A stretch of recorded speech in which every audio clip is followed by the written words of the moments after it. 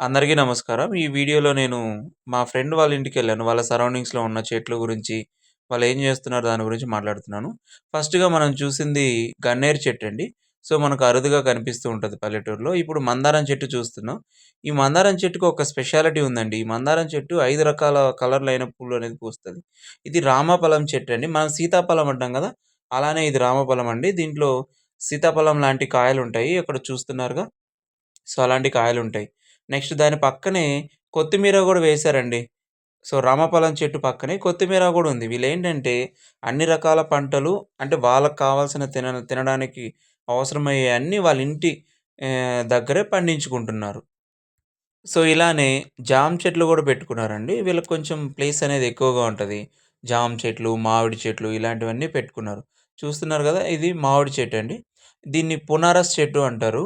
ఇది సంవత్సరానికి 3 తడవల కాపు అనేది ఇస్తదండి. మామూలుగా మనం ఏవైనా మామిడి చెట్లు చూసినప్పుడు 1 లేదా 2 కాపులు మాత్రమే వస్తుంటాయి. కానీ ఈ చెట్టు యొక్క స్పెషాలిటీ ఏంటంటే సంవత్సరానికి 3 విడతల కాపు అనేదొస్తది. చాలా పుల్లగుంటదండి. చట్నీకి గాని పచ్చడికి గాని చాలా ఫేమస్ ఇది. పునారస్ చెట్టు అంటారు.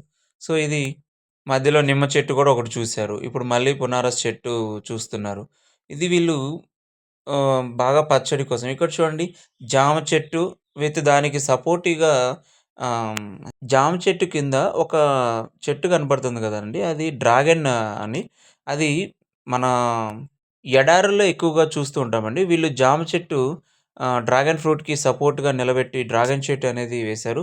కిందనే కాకరకాయ చెట్టు కూడా చూస్తున్నాం. సో, నాకు తెలిసి వీళ్ళు తినడానికి కావాల్సిన వెజిటబుల్స్ అన్నీ ఇక్కడే వస్తున్నాయి. చూడండి డ్రాగన్ ఫ్రూటు, జామ చెట్టు, కాకర చెట్టు అంటే కాకర చెట్టు ఎప్పుడు అల్లుకుంటూ వెళ్తుంటది గదండీ! చెట్లుకి అల్లించినయి. ఇక్కడ చూడండి వంకాయ చెట్లు గూడా ఉన్నాయి.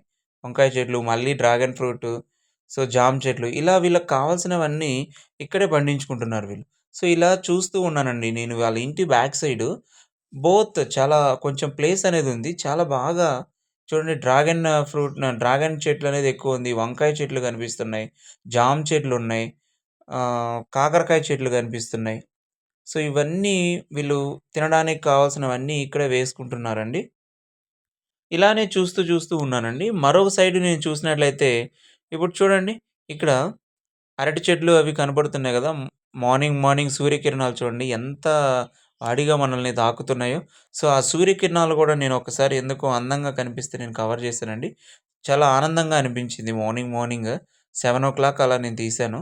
చాలా అనిపించింది. మామిడి చెట్ల మధ్యలో నుంచి తీస్తూ ఉన్నాం.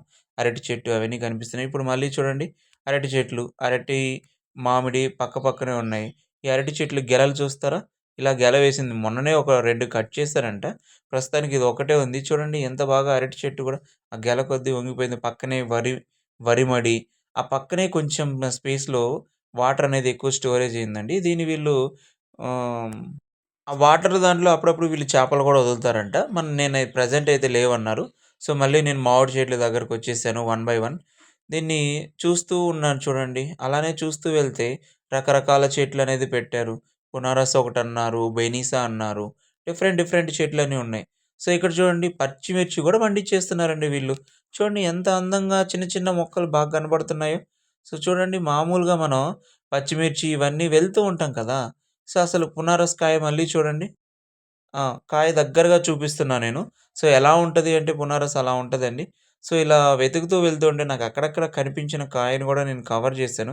ఇప్పుడే వస్తున్నటువంటి మామిడి పూత చూడండి. పక్కనే ఉన్న వంకాయ చెట్లు. ఇలా వీళ్ళకి ఏమేమి అవసరమవుతాయో అవన్నీ అక్కడే పండించుకున్నారు. ఇప్పుడు వరి మడి అన్నాం గదా! ఈ ఖాళీ ప్లేస్‌లో అప్పుడప్పుడు చేపలను వదులుతూ ఉంటారండి. కానీ వాళ్ళు ఇప్పుడు ప్రెజెంట్ ఏం లేవన్నారు.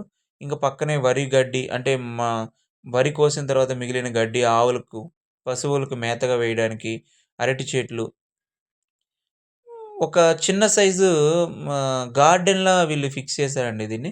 వంకాయ చెట్లు. ఇప్పుడు దాదాపు మనకు కూరగాయలకు కావాల్సిన ఒక ఇద్దరు, ముగ్గురు ఉన్నటువంటి ఇంట్లో ఈ కూరగాయలకు సరిపోతాయండి ఒక ఫ్యామిలీకి. ఇక్కడ చూస్తున్నారుగా ఇదొక పనస చెట్టు. ఇందులో ఫేమస్ ఏంటి అంటే మామూలుగా మనం పనస చెట్లని లోపల గింజలు అది ఎలా ఉంటది మనం తినేది యెల్లో కలర్‌లో ఉంటది. కానీ ఇది కొంచెం ఆరెంజ్ కలర్‌లో ఉంటది అన్నారు.